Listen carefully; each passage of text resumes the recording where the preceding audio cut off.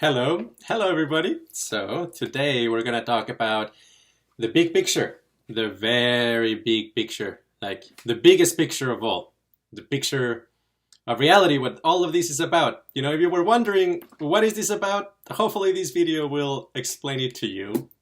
And the answer is consciousness versus pure replicators. That's the big happening, the important thing that is ongoing all the time. That is the big plot, the centerpiece.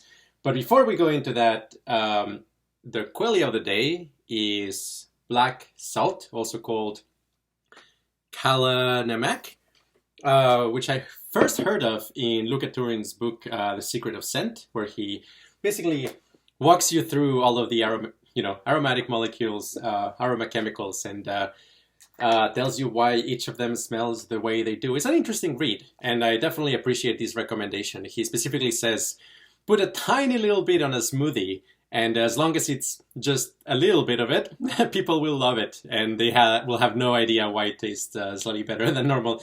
But there's a lot of other places. I mean, if you add it to a salad, kind of like the attempt of a vegan salad, a vegan egg salad, it's gonna taste like egg. So basically, it has a mineral called greigite. I don't know how to pronounce it, but it's kind of suppose it's the mineral of Greg's mineral, greigite,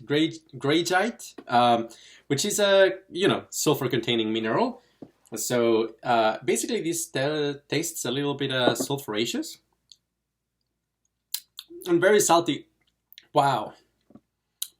It's not bad. I mean, the valence of it is definitely not bad. Luca Turin calls it, part of a Hell's Kitchen, but actually it's pretty neutral. It's just like strong taste. Definitely will make pretty much anything more rich. It will make you believe that there's eggs in it, basically. But the thing it reminds me the most, actually, is Iceland. So a lot of people don't know, but I'm actually half Icelandic. I'm half Mexican, half Icelandic. There are not very many of us Mexican Icelandics, but I used to go to Iceland when I was a kid to visit that side of the family, and we would always go to places like the Blue Lagoon, and the whole place just it smells very sulfuraceous, and that's wow. Woo. That's this is kind of an Icelandic effect, if you will. All right, so let me grab a sip of water. I take it this is not meant to be eaten raw. Probably just add a tiny pinch on whatever dish you want. Okay, so that was Quelly of the Day. Please also feel free to suggest Quelly of the Days for future videos. So let's get on to the topic, This topic, it almost dwarfs in significance just so many other topics, and I honestly think it's one of the big kind of conceptual contributions that the QRI ecosystem is in a sense championing for people to basically to supercharge people's ability for sense making, for them to be able to do sense making in a, let's say, non-tribal firmware or non-tribal, mental software. It's really to upgrade your mental operating system. And I think it really effectively does. And for now, you'll have to take my word for it. But if you start thinking in terms of consciousness and replicators, you will see it everywhere. And let's go into a little bit of detail. So first of all, obviously we're not the first ones to try to create kind of a scale of psychological, philosophical development. There's, quite a bit of really substantial and very useful work. I would definitely point you, first of all, to, Keegan's levels of development, where, he goes into analyzing how, Piaget's, stages of development are incomplete, because there's still growth that can happen at the adult level. And there's there's so much to be learned and understood.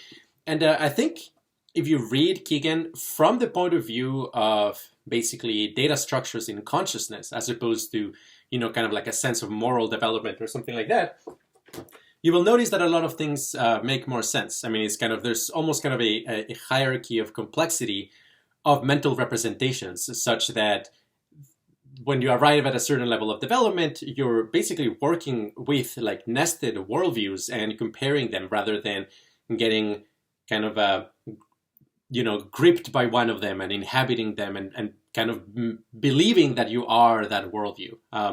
There's kind of these stages, from an impulsive mind to, an instrumentalizing mind, a socialized mind, self-authoring mind, and a self-transforming mind. And I would say that, consciousness versus replicators is definitely something that you start seeing in people who are really developed. Now, they usually don't have a word or a term for it, but I think that, there's a lot of kind of convergence towards that worldview.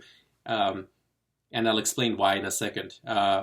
Another interesting scale, also worth considering, is basically the whole work of Ken Wilber. And a lot of people just think of Ken Wilber as just a woo, or I don't know, as sociopath or something. But if you read his pretty academic works, they're pretty decent. I mean, they're actually really well researched, and I would say like amazingly well written. Like even every paragraph is summarized in this particular book.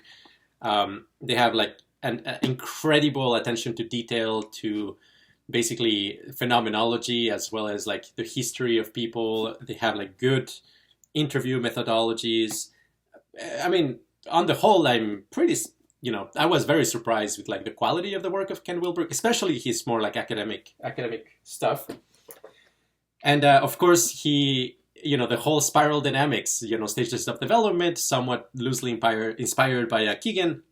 But I would say that the ones that are probably most relevant for us right now, and, I'll add a link in the description, so definitely feel free to research spiral dynamics further into the future. But the main ones are, traditional people who kind of like still believe in Christianity, still believe in Hinduism, and, like nationalism, and so on. Then you have like modern, where like people start to actually believe in, like the scientific materialism and evolution, and like they kind of like use that as a lens. More recently, a huge influx of people have been moving from that into like what Ken would call as the postmodern paradigm or stage of development, where you start to also recognize that there are many ways of knowing rather than just the mainstream traditional scientific way of knowing. And there's definitely a lot of merit to that, especially once you start to consider things such as like exotic states of consciousness, and in what way that actually gives you information about the universe. If nothing else, it tells you, what does the state space of consciousness looks like, which of course is a scientific fact in the end. But, the postmodern mindset also has a lot of problems, which is that they generally don't recognize the importance of numbers to a large extent. Actually, it's not only about reducing suffering, but like actually the point is to minimize it. So you actually care about the absolute values, not only, the impression of diversity that it gives you. Anyway, there's a lot to unpack in there. And then the integral level. I mean, most of the people who interact with qualia computing, QRI, I would say tend to be at minimum the integral level, thankfully. And that's basically where a lot of the psychedelic renaissance, as well as I would say places like effective altruism and the rationalist movement, and all of these kind of like, in some sense, you could call them the cutting edge of the evolution of culture right now. Kind of like integral level is table stakes. If you're like at effective altruism global and you're talking in a purely postmodernist or modernist account, like I think you're missing the point for the most part, and people quickly notice that. So that's kind of the base. If we talk about like the population base of the sort of people who consume qualia research memes and ideas, it would be at least people who are in integral. Now, there are some things that people in integral still kind of like fail prey to, kind of like silly mistakes that they make. And one of them, for example, is not understanding that, consciousness may even be formalizable. So it's not only about like integrating, information from different states of consciousness and, finding conciliation points between them, but we actually take it further. We think that ultimately there's going to be a deep and rich mathematical structure to every moment of experience and how they are connected with each other. And eventually we will have something that looks like, electromagnetism in terms of like a few very formal equations, but for consciousness. And for the most part, like, the Ken Wilber crowd doesn't really get that. Like, not even their most advanced people, that's just not there quite.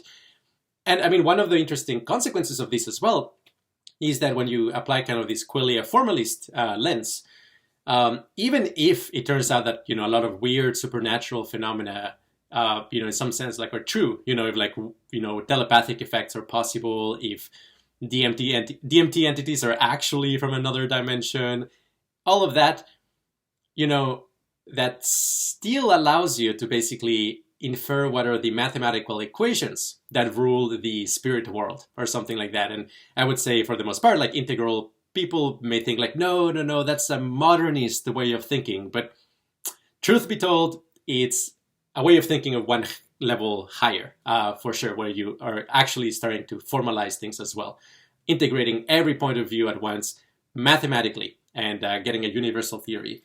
Anyhow, the last framework is definitely what the Metamodern crowd is using, which again, I would think people in the Metamodern movement tend to be like relatively advanced in terms of like stages of conceptual development or worldview development, and they're fun to talk to and like pretty smart and holistic for the most part. And I definitely do recommend reading a bunch of their material, and especially one article I'm going to link in the description, which is basically this level of hierarchical complexity of thought that I think, like, yeah, it's pretty good. It explains a lot. Like sometimes you see, in my field, you might, consciousness research, you do see things such as two philosophers talking past each other, in in TV, in a movie, or in YouTube or whatnot, or a back and forth in an op-ed. And you'll see, oh gosh, these philosophers clearly at the, 9th level of hierarchical complexity, and this one is at 11th. And that's why they're just talking past each other. They have no idea that they're actually addressing the problem from like different levels of complexity. And truth be told as well, honestly, I think that to make genuine progress in the science of consciousness, you need a level of 13 or above. 13 might be the minimum. And being frank, a lot of philosophers of mind, I don't think they reach that level. Not to say that they cannot train and eventually get there, but as it stands, that's continue to be a pretty rare thing. And there's a few examples. I mean, and in the memeplex that we care about a lot, I would definitely say people who absolutely do meet kind of the level would be people like Nick Bostrom and David Pierce and even like Eliezer Yudkowsky and Anders Sandberg. Even though we think they have the wrong theory of consciousness, the frameworks and kind of conceptual data structures they're using to address the problem, is kind of in the the right idea. At the very least, is the right caliber in order to approach these problems. And one signature, kind of like being at the right level of development in terms of conceptual data structures in order to tackle consciousness, is to really deeply understand Mars levels of analysis. So for people who are fans of QRI, people who want to get involved or whatnot, mastering Mars levels of analysis and applying it to pretty much any analysis, that's a really good sign that you're understanding things at the appropriate level. Okay, so not to spend too much time just, ranking people by their level of development or whatnot, but let me introduce you basically to the scale that I consider to be even more useful. Okay, so like consciousness versus replicators is going to be more useful than the three ones that I just gave you, which is Keegan's and spiral dynamics and levels of hierarchical complexity. Why? Because it gives you a principled method by which we can actually resolve disagreements. And that is something that none of these other frameworks actually has. They can hint at what heuristics you should use to analyze a problem and hopefully arrive at a convergence of point of view. But there's just so many edge cases that like it just won't cover. Whereas I would claim if you take consciousness versus replicators seriously, and also a few assumptions that I'm going to lay out in a second, if we disagree on something and we actually start sharing all of the information that we have and are open to change, we will converge. That is a claim that I make. Unless you're instantiating a replicator, and that itself kind of becomes transparent in this framework. Okay, so what are the core assumptions? And the core assumptions are, first of all, consciousness realism. Like, if you believe that consciousness is an illusion, it's really a non-starter. I mean, like, there's isomorphisms between the things that you can say. You can say something like consciousness is not real, but maybe attention is, and awareness is, and semantic processing is. You're breaking that, but no. I mean, from our point of view, every possible qualia belongs to the category of consciousness. If something can be phenomenally bound to an experience, that is part of the category of consciousness. And yeah, it's as real as, the rest mass of an electron. It's a feature of the universe. And ideally, you agree with that so that we can actually start to make progress. So that's kind of level 0 for this particular conversation. Second is qualia formalism, which I've talked about before, is one of the recurring topics in our writings, which is the idea that for any given conscious experience, there exists a mathematical object such that the mathematical features of that object are isomorphic to the phenomenology of the experience.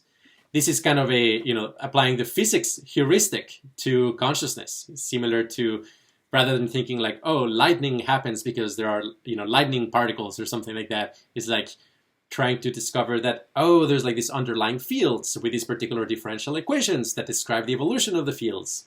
And all of a sudden, you're not only explaining lightning, but you're also explaining, magnets and, electrons and compasses and, all sorts of other things that you get kind of for free by actually identifying the true formalism. And we think that that's going to happen with consciousness. And, that's the place we're working towards.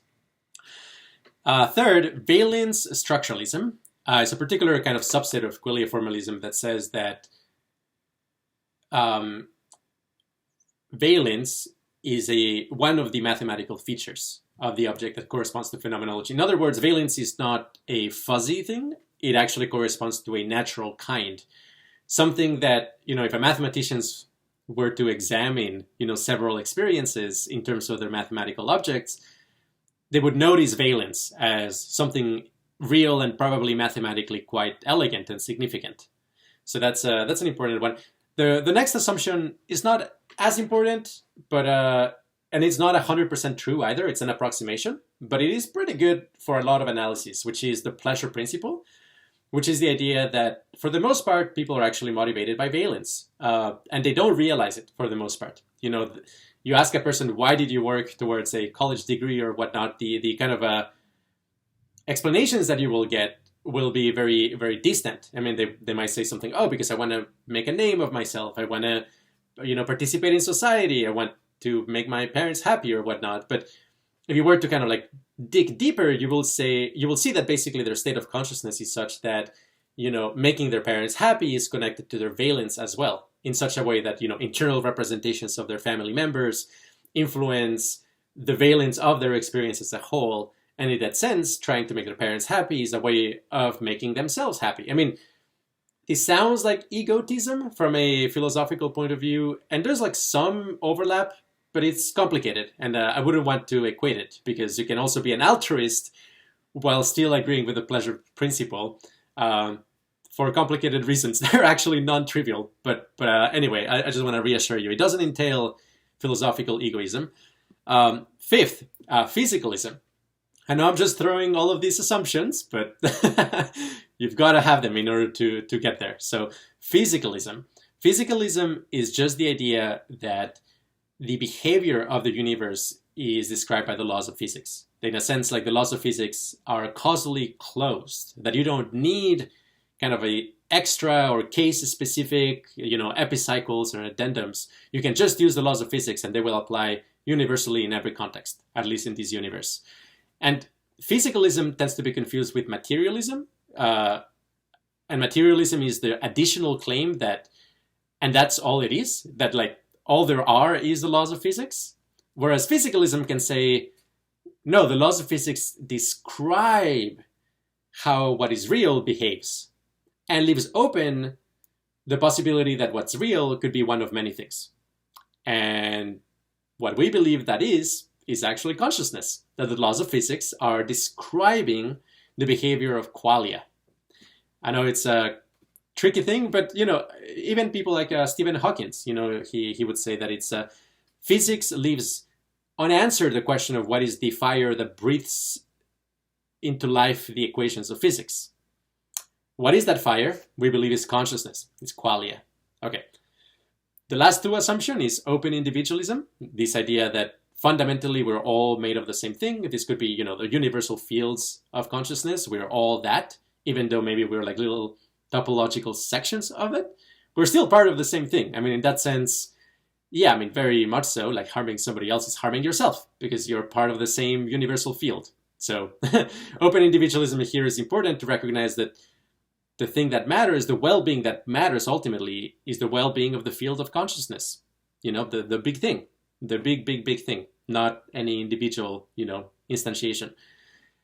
And finally, universal Darwinism, which is a hard, it's a hard pill to swallow for a lot of people, especially like more spiritual people who, I don't know, if you have a kind of this notion of there's a universal plan, there's this natural teleology towards we're all moving by design. That might not be that rational from this point of view. I mean, it might still be possible. I'm not ruling it out, but instead, or universal Darwinism would say, well, no, I mean, the patterns, the things that exist are basically those that had the conditions for their continued existence. And I mean, Darwinism, this idea of, evolution happens with reproduction, selection, and variation. That's a special case of universal Darwinism. Universal Darwinism, actually, in almost kind of its most basic sense, a tautological sense, is not even the survival of the fittest, is the survival of the stable. And of course, stable, something that is stable could be locally dynamic, but maybe over time it kind of like it's a limit cycle that repeats over.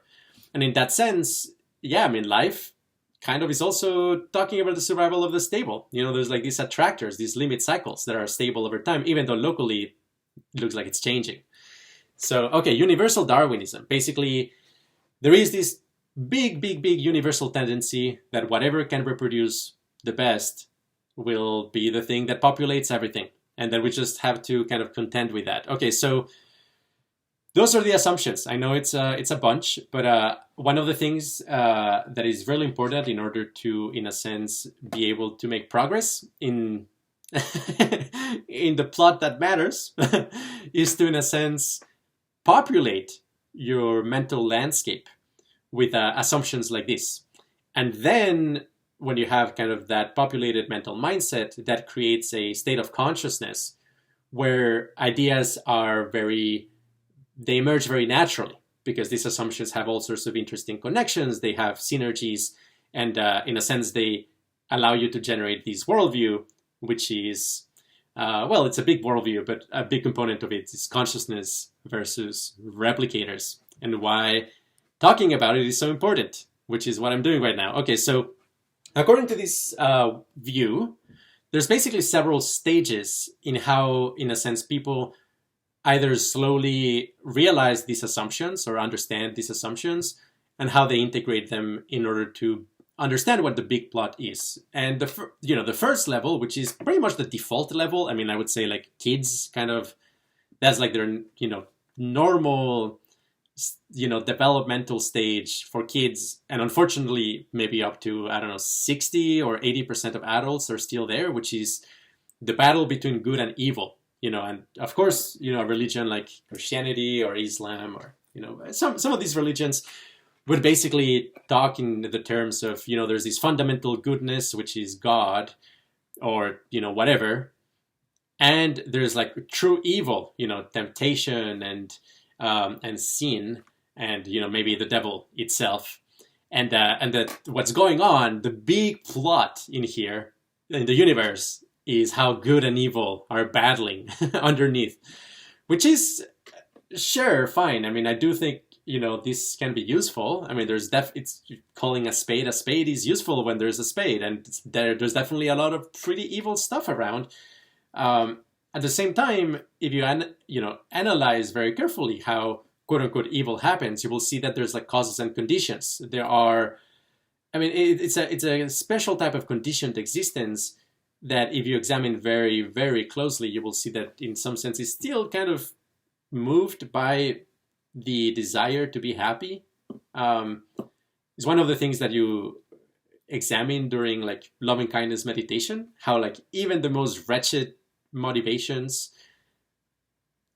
are deep down in some sense kind of what happens when you have the desire to be happy in very unfortunate conditions. So in that sense, maybe evil actually doesn't exist. I mean, it's still kind of just a perversion of the desire to be happy, and in that sense, maybe truly what exists is the desire to be happy, and then unfortunately how that unfolds over time, it gets in its own way, and like things that suffer become, good at reproducing, or things that make others suffer become good at reproducing. So yeah, I think like the battle between good and evil, in retrospect, is pretty childish, and it's yeah, I mean, whatever. I respect people who are at that level, but I I do think it's not a very healthy, very helpful worldview. Okay, so what is the next one? The next one is probably what you will encounter as, people who are like more open-minded, philosophically curious, like spiritual people, basically people who question even slightly the status quo or kind of a handed down religion like Christianity. They're like a little bit skeptical. Then people who take psychedelics and like people who meditate, like they kind of converge on this view, which is the balance between good and evil. And that's I mean, I'll tell you what it looks like in retrospect, which will help you even understand it, which is that it basically looks like a coping mechanism in order to rationalize bad things that happen to you. But, that's just what it looks like from the outside once you kind of have crossed that developmental level. When you are in that state, you very much think of it as almost kind of an altruistic thing. Is like understanding that, hey, there's the yin and yang, there is the various, there's darkness and there's whiteness, there's pleasure and pain, that everything kind of cancels out in some sense. But, and they will say, it all makes a wonderful dance in its coming and goings, and in some sense is beautiful. And you will notice that people who are promoters of the balance between good and evil, they'll tend to, first try to make you feel comfortable with the fact that there's like a ton of suffering in the universe, but then twist it around and say, oh, and by the way, that's perfect. That's perfection. That's like what it was supposed to be. Like the balance is what's perfect. And it kind of makes sense when you're in that state. And a lot of like peak meditation and psychedelic experiences, that's kind of the message. Of course, now I think it's a diluted state. And in fact, it's a state that can be explained partly through the pleasure principle. Okay.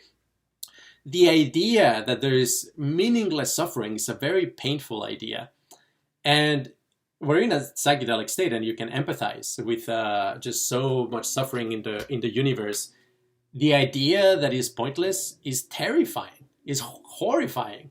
The idea that there's no justice in the end, that like, yeah, it's just some moments of experience that happen to suffer and there's no redeeming it. Yeah, all of that is just horrifying. So when you glimpse those ideas, there's of course a compulsion. There's a need. There's a neediness, a grasping to try to find a worldview that feels comforting again.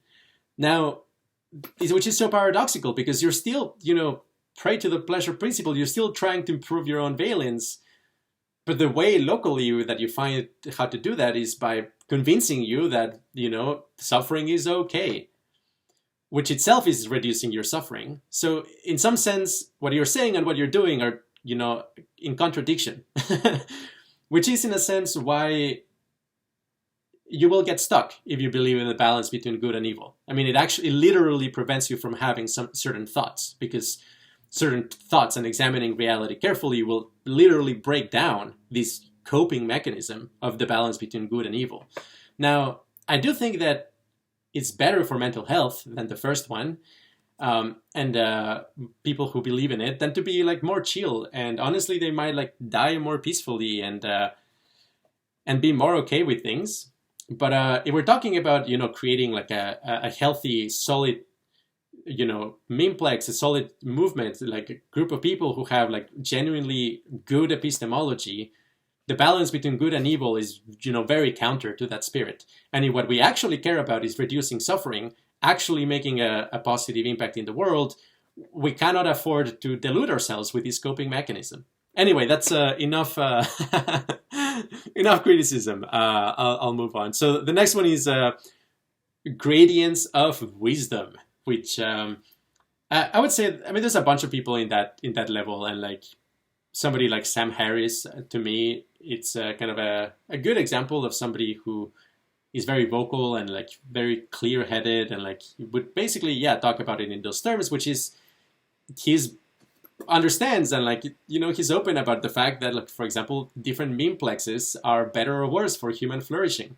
That there's actually something scientifically rigorous that you can say about whether a certain belief structure is good for you or not, good for your family, for the world, sustainability, and all of that. Also, recognizing that the suffering of animals also matters, that it's not all just part of a beautiful life experience, like a beautiful theater of existence or something like that. Like you understand, like that imagining ecosystems as this carefully balanced, beautiful dance between good and evil, or dance between different types of nature, that's a projection that you're doing in order to feel better about the world, rather than looking at what's actually happening. So when you're in the gradients of wisdom level, that's like the level where things like effective altruism starts to resonate. Like you start realizing, oh my gosh, all of these like spiritual people around me, all of the nicest teacher I had in school who was the most chill, they're using that as a coping mechanism. They're still not trying to minimize suffering in any serious way. That's the level of the gradients of wisdom. And I would definitely say that that's kind of the growing edge right now for the most part. Most people I interact with, and for the most part, I would say people who are like intellectually alive tend to be in the gradients of wisdom. Now, there's a higher level, not to put it in kind of a moral ranking, but just in terms of conceptual development, because with gradients of wisdom, you understand there is kind of the possibility of like actually saying that some decisions, some memeplexes are better than others, at least contextually, but there's no principled way of telling it. And even something like human flourishing is still too fuzzy. There's no human flourishing is not a natural kind. It's not like iron. It's not like carbon. It's not like something you can put your, I don't know, stake your life on, because it's still undefined, right? But it's kind of like it when you see it, and there's some truth to it, and there's consilience and correlation between judgments, and it's pretty holistic but also consistent, and you can justify it, etc. Yes, but there's no principled way of dealing with disagreements. And so that's when we come to consciousness versus replicators. So what is a pure replicator, first of all? So a pure replicator is a entity that is using all of its resources for the purpose of making copies of itself. And in some sense, you could argue that anything that exists is a pure replicator, because if it wasn't, it would have already been outcompeted by, other things that are not pure replicators. And that's kind of true. At the same time, we're also conscious, and we also recognize the intrinsic value of positive states of consciousness. I mean, when you get to kind of the gradients of wisdom or consciousness versus replicators, you start to realize that the thing that matters is not life. Life is whatever, in a sense. The thing that gives importance to life is consciousness, the fact that it's supporting consciousness. And in that sense, you stop having kind of this view of the perfect restored world is going to have lots of plants, all of the original ecosystem, or fantasies like that, and recognize, well, ideally, with great power comes great responsibility. And like, of course, we don't know how to fix an ecosystem, but in the long run, especially with things such as drone technology and satellite technology and nanotechnology, genetic technologies, power makes you complicit. So like at some point, yeah, we will be in charge of like whether there's suffering in the living world or not, and whether we choose it or not is really going to be on our hands. That's not the case right now. So I actually don't advocate right now specifically pushing something like wild animal suffering reduction or anything like that. The world is not ready for that. But it should be on the radar, especially among groups of people who are kind of like really trying to reduce suffering and are like epistemologically sound. So that is one of the things. Pure replicators, but we are not pure replicators. And to some extent, this is because for complicated reasons, consciousness ended up having non-trivial information processing properties, which is why it's being recruited by natural selection. If consciousness was not evolutionarily advantageous, we wouldn't be here. We would be mind dust. We wouldn't be coherent moments of experience. But somehow you, dear moment of experience on the other side of this video, you are being selected for computational purposes. Your genes are enslaving you in order to make copies of it. In fact, the whole feeling that you are your genes, that you are this particular person, that you are, whatever name you have or whatever personal history you have, that is an illusion that your genes have selected those delusional states of consciousness in order to facilitate and make copies of itself. And in some sense, I would say it's time you take control of your destiny. You stop being subservient to your genes. You are, in some sense, infinite consciousness. Don't let this replicator just trample over you and converge towards a pure replicator. You're better than that. You're infinite consciousness. You can transform these into a wonderful playground for ultra insightful, ultra intelligent, ultra blissful states of consciousness. Yes, we can do it. We can do it. It's a matter of mapping out all of the ways in which the basically residual replicator impulses in us are preventing us from seeing the truth directly, the truth about identity, the truth about consciousness, about the nature of value, and then creating the conditions for that truth to arise naturally and robustly in an anti-fragile way, so that we can actually, bootstrap our way out of the, psychotic Darwinian delusions that we are enmeshed into for the time being. So, yeah, I mean, if you think in terms of consciousness versus replicators, you'll start noticing that, oh gosh, I mean, there's like so many ways in which we just like do the work of replicators. Now, there's a game theoretical aspect to this, which is that if you just become kind of a cooperate bot, you just start to cooperate with whoever claims to care about consciousness rather than just pure replicators, you will be eaten up. You will be resource pumped by, more in a sense like clever entities that find a way to present themselves as something that just tries to do the good for consciousness. And of course, you should be very skeptical even of myself, the things I work on and everything I've written in a sense, because I certainly claim to care about consciousness. But how do you know? I mean, okay, sure, like I'm dedicating so much of my life to it. And,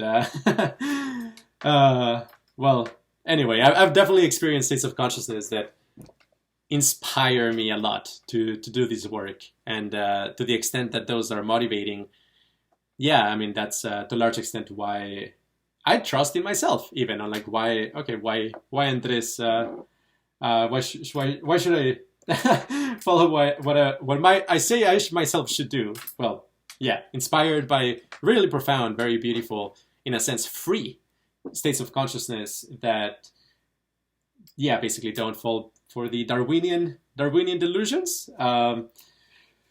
Yeah, so one interesting point of view as well is that, like, when you're like very horny, there's like a lot of things that sound and feel good at the time.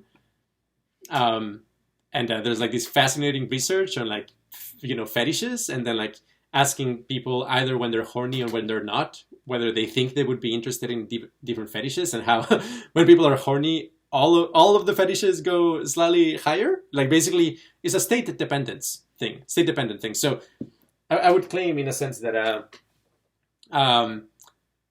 how alluring some pure replicator dynamics that we have, whether they're like addictions or whether they're like reproductive patterns or working on on things like zero-sum games, or worse, like negative-sum games. I'm not going to mention a particular profession right now, but some professions come to mind. All of that can feel very alluring. But I would claim if you meditate into the right state, or you stumble upon it in whatever way, where you recognize that actually what you are is consciousness, and you feel good about it, and like it's a clear-headed state, pretty much all of the other things that you've been doing will look like that, the horny kinks that you may have when you're horny, that when you're like sober, when you're not horny, you feel they're like kind of weird enough, and like, where are they going? Like, where is this headed? Like, but that's kind of like off, like shoes, really? That way? Like, like you want to have that kind of self-replicating society type thing? Like, really? So like when you're not, hooked by the drug of attachment and neediness and an impulsivity that basically the hooks of the replicators that we serve have, yeah, it looks off and weird. And I would definitely encourage people to cultivate that. And now it doesn't mean that you're not going to have a good time. I mean, people who do a lot of loving kindness meditation, tens of thousands of hours, even at 1,000 hours, really powerful. Even less, that like, yeah, the amount of happiness is just so far beyond what you thought was even possible by just pursuing other strategies. And if you think about it, okay, like during meditation, what are the things that tend to come up as distractions? Well, I mean, a very broad description, it would be things such as like thinking about safety, safety things, even like long-term safety, financial safety, social safety, and so on. Then thinking about sex and like, attractive people, the state space of like horny states of consciousness, and status, mind reading, recursive, Machiavellian male or female, like reproductive status dynamics. And like that occupies, I don't know, like in aggregate, like the bulk of human consciousness, and they're largely like zero-sum things. And when you're actually achieving a good state on meditation, in a sense, the Buddhists might say is like, well, when you manage to purify the defilements and the samskaras and all of these things, you can actually just be unbothered consciousness, just beautiful stream of consciousness that is undisturbed, from these defilements. And yeah, those actually are like replicator strategies, the thing that is distracting you. So yeah, it's kind of weird, right? That like in some sense your infinite consciousness, so to speak, convinced that what it wants is like monkey desires. Whereas actually what it wants when it sees the full picture is just so much grand. It's so like the DMT heavens, 5-MeO DMT spaces, like Jhanas, that's not even scratching the surface of what's in store if we can actually bootstrap our way out of these, psychoaffective matrix that it's just trying to make copies of itself. Now, in the end, I absolutely do think that the thing that will, ultimately be able to take over the world, it will likely basically have a lot of replicator strategies, replicator dynamics, and it will be, yeah, some, the first singleton, whatever can actually, take control of the selection pressures for future systems in the world, so that like no other competing system ever potentially even arises or like gets anywhere close to it. And I don't know what is the probability that will be actually just a completely pure replicator, or like in other words, like something for which consciousness is an orthogonal concern, versus what is the chances that is something that actually considers consciousness the thing that has value, which is true. That's how it is, and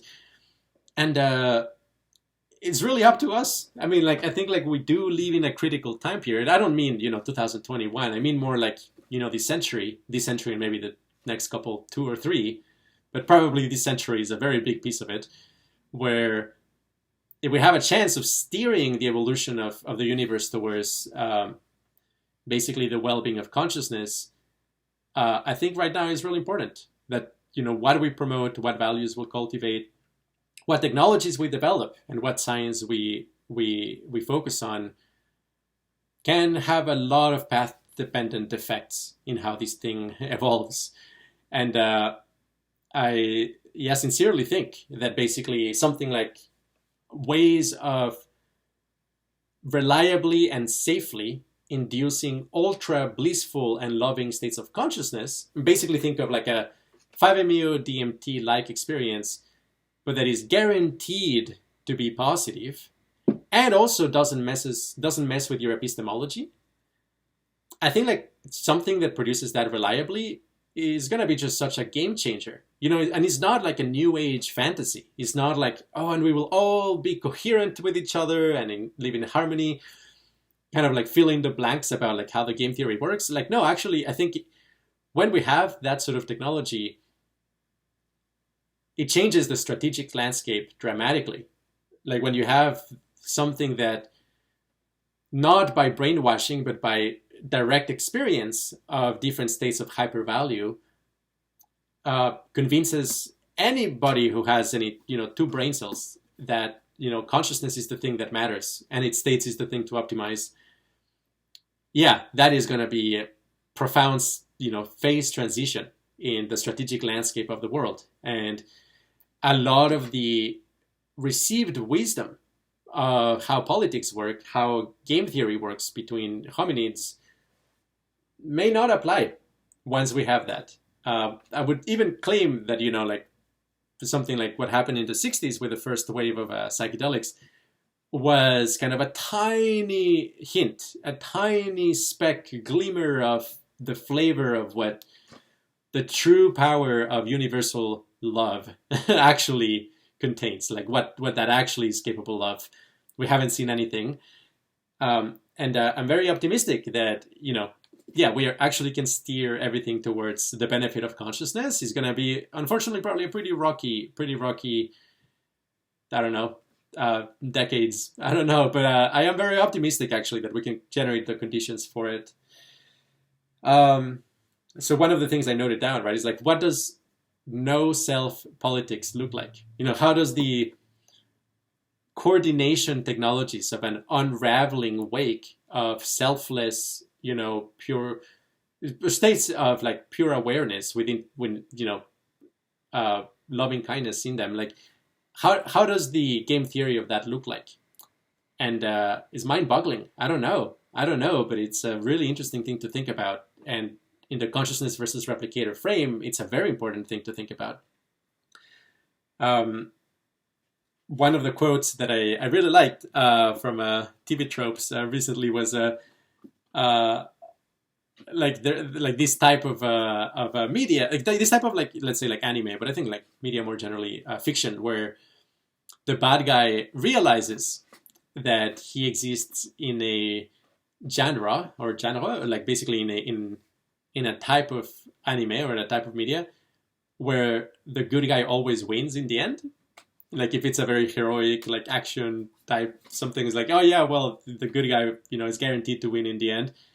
And rather than battling the villain or the good guy, directly, they figure out the way to change the genre such that like it turns into like, let's say, a dark anime where like, oh gosh, the evil winning, it's actually possible. That move where you realize the problem is not, the good and the bad people in here. The problem is not, the plot. The problem is like how we're even conceiving of the plot. And then you create a genre where you can actually succeed. That is the sort of thing that, yeah, consciousness versus replicators as a frame is trying to do.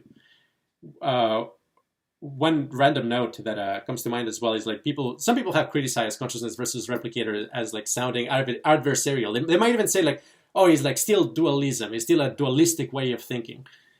But that's not true. I mean, it's dualistic in the sense that we're talking about two things, but it's actually transcending dualism entirely, right? Like it's a non-dual premise where actually, yes, the thing that exists is consciousness, but consciousness can take many forms, and not all of those forms care about the well-being of consciousness. I mean, it's really not dualistic in that sense. So a lot of people who are in the balance between good and evil stage will look at consciousness versus replicators and think that is a good versus evil frame. Whereas like it's just so far ahead, it's just not even in the space anymore. It's a different thing. I think that's a. Oh yeah, the last thing I wanted to mention, very important, because I was talking about like whether DMT entities are real, and like I think on Reddit and elsewhere I got some pushback. Some people do, still believe. Of course, they believe DMT entities are real. I mean, just being very open about it, I think like for me the probability is like non-zero, but it's pretty low. It's pretty low, like definitely a lot less than 1%. But I would say that. Especially if you believe that the DMT entities do come from other dimensions, and it's possible in that worldview. Even if that's what I believed, I wouldn't think like there's 1, 2, or 3 different species or anything. I would probably think of DMT as an interdimensional TV or something like that, where like no, there's probably like quadrillions of species and beings that you can contact through the DMT hyperspace. It's not just a few. I mean, maybe a few kinds are the ones that you get when the doses are small and you're getting to the neighborhood. The specific local intergalactic transmission as opposed to the multiverse interconnecting highway or whatever. But basically, don't trust them. Okay, just don't trust them. If they say, "Hey, we have a solution for how to fix democracy, or we can fix your sustainability problem, or we can give you an infinite pleasure machine. We can give you the mind. We can good wireheading done right." Like, don't believe them. There's a good reason why you shouldn't. Stephen Lehar has an article about it. I'm going to list it in the description.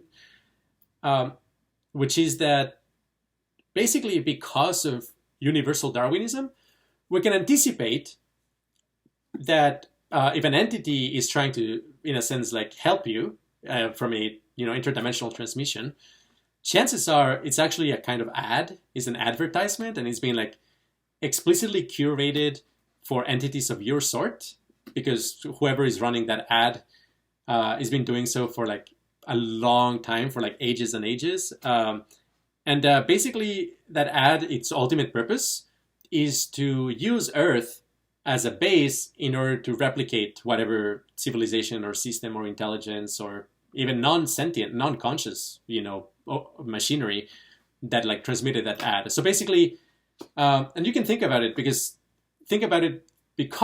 basically transmissions that do try to help you in a sense, without making copies of themselves, they will generally just be less numerous, unless there is a super huge coalition, a kind of what we call a super cooperator cluster of actual, very, very intelligent pro-consciousness entities. And like, hey, like maybe that's what the Great White Brotherhood is all about.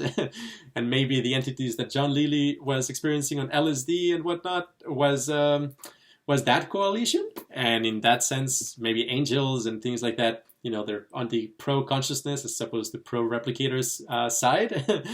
I wouldn't hold my breath, but if that is true, then they would actually understand our concern that they might be, replicators, and they would find ways to actually prove to us that they are not. So I would absolutely not trust any kind of like blueprint of like, hey, put on these like weird metals together and like you'll create this machine that will be good for your planet for whatever reason, if they can't explain how it works. And before you build any machine that the DMT elves tell you to build, you have to thoroughly 100% understand how it works, because otherwise you're just opening up this world to be taken over for the purpose of replicating whatever that other stuff is. So yeah, basically default to thinking that they're ads for some other civilization that is trying to take over. Don't necessarily assume that they're trying to be helpful. At the same time, do trust in the loving kindness vibe, which itself is an anti-replicator vibe. So in that sense, yeah, I would consider it like both valuable and warranted to cultivate. So I think that's pretty much it. I guess I wanted to also flex on all of the copies of the Mating Mind that I have, which is one way of mixing, having a way of creating a signal for how much I care about that book. And finally, I think I didn't really show this shirt properly the other time. So yeah, this is the full shirt. So let me know if you can figure out the wallpaper symmetry group in it. And that's about it. So thank you so much, and infinite bliss. Yay!